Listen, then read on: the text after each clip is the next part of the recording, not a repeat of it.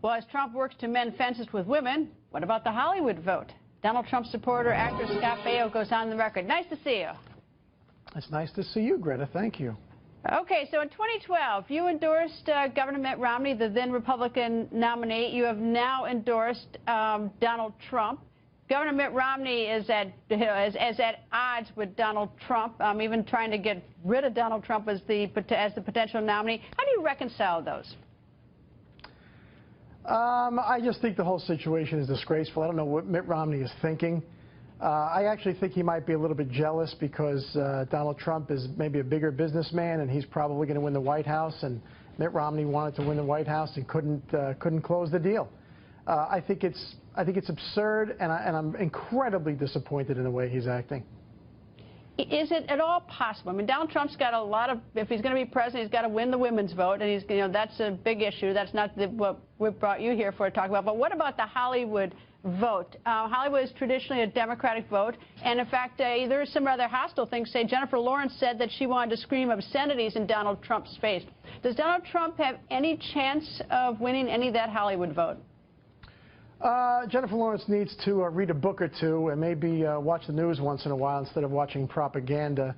I don't think Donald Trump needs to change anything. Hollywood's going to vote the way Hollywood votes. They are predominantly liberals, and I can't understand why, because Hillary Clinton is basically a socialist, and if they want all their toys taken away from them eventually, you vote for her, and that's fine. But I think Donald Trump's message, he doesn't have to change anything because the guy doesn't pander, Greta. His message, to me, is just a very pro-American message. It's about strong economy, strong military, building a wall, getting rid of Obamacare, all the things that this country needs to get right again. And so to go to the Hispanic community, the black community, it's the same message. I'm going to try to get you jobs. I'm going to try to get you jobs. I'm going to work hard to change the economy, fix the economy so that everybody can move up and everybody can work their way up the ladder.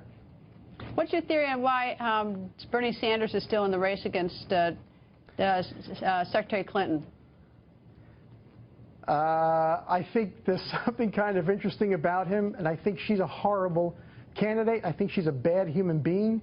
I think she's crooked and corrupt, and I think a lot of people are finding that out, and I don't think they want to be involved with her. I mean, she's going to get the nomination, though, Greta. There's no doubt about it. I mean, the head of the DNC pretty much said she's going to. But at the end of the day, I just don't think she's a likable person. You know, I met Donald Trump when I was in New York last week, and it was just fantastic. I mean, the guy could not have been nicer. He was a gentleman. He was good to my daughter. He spoke with her. He spoke with my wife. And so when you compare the two, and I know you didn't ask me that, but when you compare the two, the guy's got presence and charisma.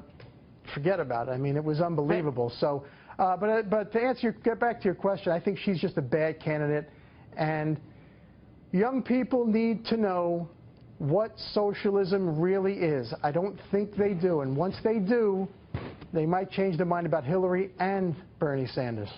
And to quote my colleague Neil Cavuto, who's on at 4, I guess I'll put you in the maybe category for voting for Hillary Clinton in November.